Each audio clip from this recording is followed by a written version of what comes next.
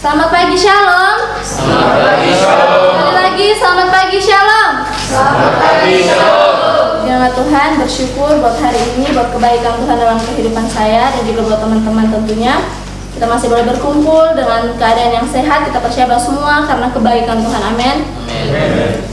Baiklah, kita akan membaca kebenaran firman Tuhan dan merenungkannya. Kita buka dalam kitab 1 Tawarik pasal 14 ayat yang ke-8 sampai ayat yang ke-17.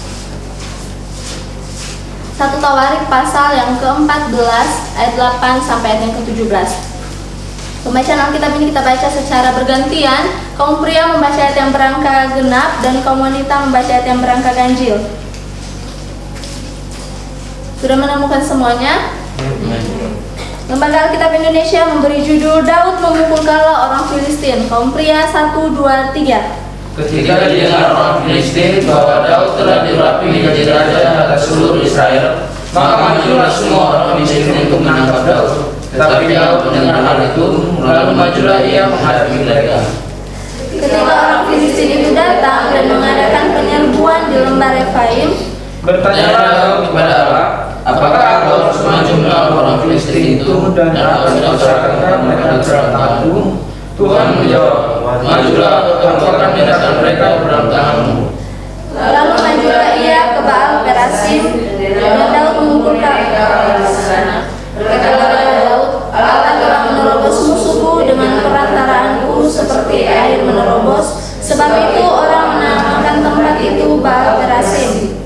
Orang Filistin meninggalkan para alahnya di sana, lalu orang Israel membakarnya habis atas perintah Daud. Ketika orang Filistin menyerbu sekali lagi di lembah itu, Maka bertanyalah Daud kepada Allah, lalu Allah menjawab, janganlah maju di belakang mereka, tetapi buatlah gerakan negara terhadap mereka, sehingga engkau dapat menyerang mereka dari jurusan pohon-pohon ketapang. dan bilang kau mendengar bunyi derap langkah di puncak pohon-pohon kertal itu, maka haruslah engkau keluar bertempur, sebab Allah telah keluar berperang di depanmu untuk memukul kala tentara orang Filistin. Dan Daud berbuat seperti yang diperintahkan Allah kepadanya, maka mereka memukul kala tentara orang Filistin, mulai dari Gibeon sampai Gezer. Bersama-sama, lalu termasyurlah nama Daud di segala negeri, dan Tuhan mendatangkan rasa takut kepada. Amin. Demikian pembacaan Alkitab kita. Pada pagi hari ini kita akan belajar bersama tema hidup dalam penyertaan Tuhan. Tema kita pada pagi hari ini adalah hidup dalam penyertaan Tuhan. Nah, teman-teman yang dikasihi dan diberkati oleh Tuhan kita Yesus Kristus, kalau kita melihat dalam Kamus Besar Bahasa Indonesia, kata penyertaan adalah proses. Jadi, ini berarti bahwa tema kita membahas tentang suatu cara atau proses Tuhan bekerja dalam kehidupan kita. Penyertaan Allah, kalau kita melihat penyertaan Allah, teman-teman, ini adalah hal yang sangat menentukan dalam kehidupan manusia. Siapapun kita, apapun profesi kita, pasti kita membutuhkan yang namanya penyertaan Tuhan dalam kehidupan kita. Apalagi kita sebagai hamba Tuhan, kita sebagai anak-anak muda di tempat ini. Dalam kita menjalani kehidupan kita, pasti kita semua di tempat ini sangat membutuhkan penyertaan Tuhan. Amin. Oleh karena itu pada pagi hari ini kita akan belajar bersama bagaimana cara agar kita mengalami penyertaan Tuhan. Bagaimana cara agar penyertaan Tuhan terjadi dalam kehidupan kita? Yang pertama, teman-teman, selalu bertanya kepada Tuhan. Kita bisa lihat di ayat yang ke-10. Bertanyalah Daud kepada Allah, apakah aku harus maju melawan orang Filistin itu, dan akan kau serahkankah mereka ke dalam tanganku? Tuhan menjawab, majulah, aku akan menyerahkan mereka ke dalam tanganmu. Teman-teman yang dikasihi dan diberkati oleh Tuhan kita Yesus Kristus, ada peribahasa yang mengatakan bahwa malu bertanya sesat di jalan. Jadi inilah mungkin yang bisa digambarkan kehidupan Daud pada saat ini. Dalam posisinya sebagai raja, teman-teman, memimpin suatu bangsa yang besar. Daud adalah raja kedua di bangsa Israel. Dia memimpin suatu bangsa yang besar. Dia juga sering terlibat dengan yang namanya peperangan, teman-teman. Jadi setiap kali Daud bertindak, dikatakan di pasal ini bahwa Daud selalu bertanya kepada Tuhan. Bertanya kepada Tuhan apa yang harus dia lakukan.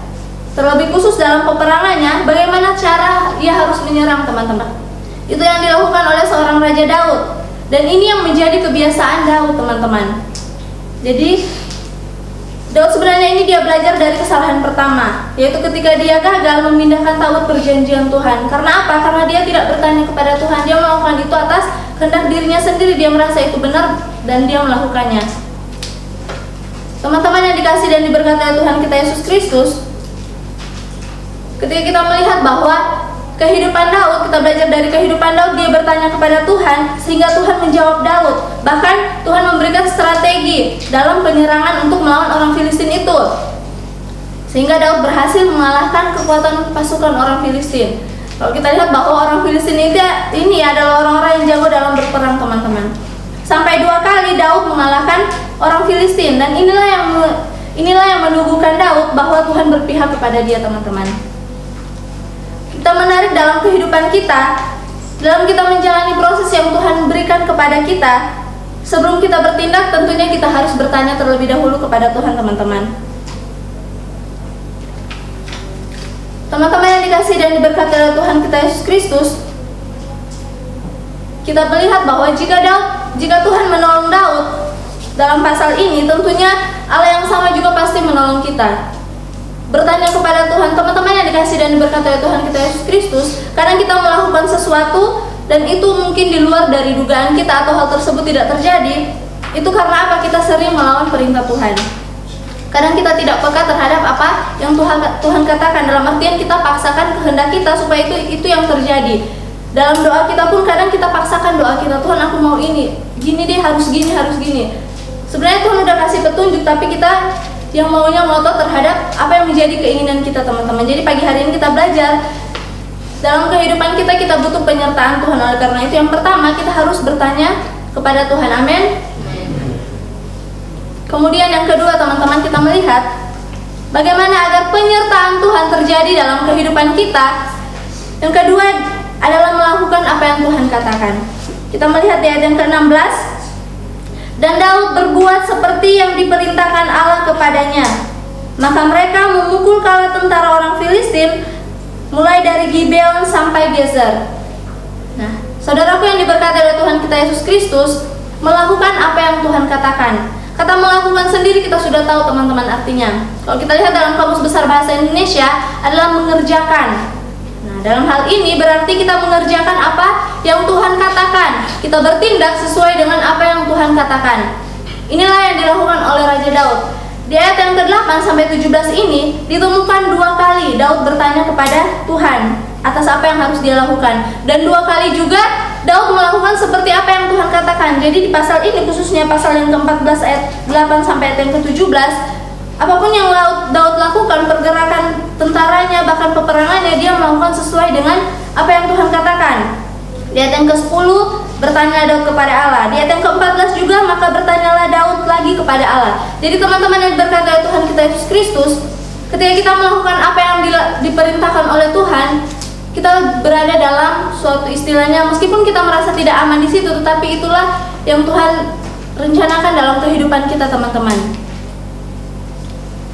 Jadi teman-teman yang dikasihi dan diberkati oleh Tuhan kita Yesus Kristus, Daud bertanya kepada Tuhan sampai 2 kali dan dia melakukan apa yang Tuhan katakan itu.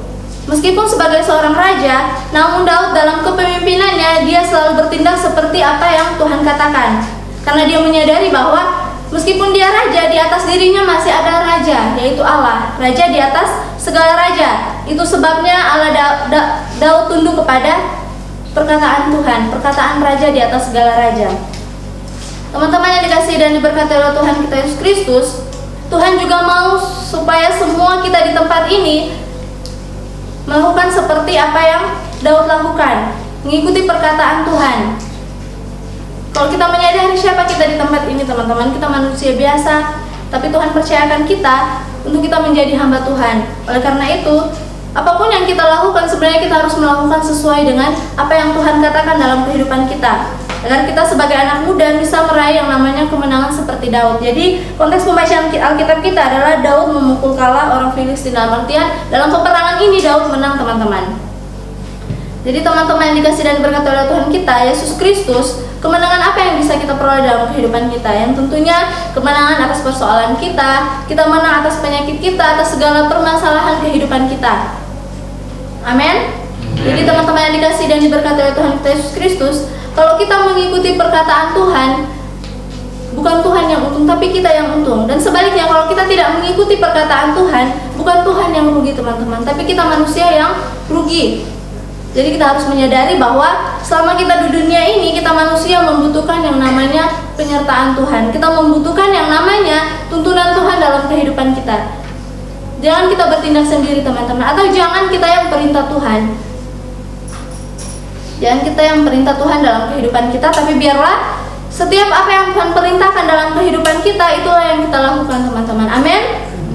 Jadi biarlah kebenaran firman Tuhan ini mengajarkan kita bahwa sebagai manusia kita masih dan bahkan butuh yang namanya penyertaan Tuhan. Bukan Tuhan yang butuh kita teman-teman.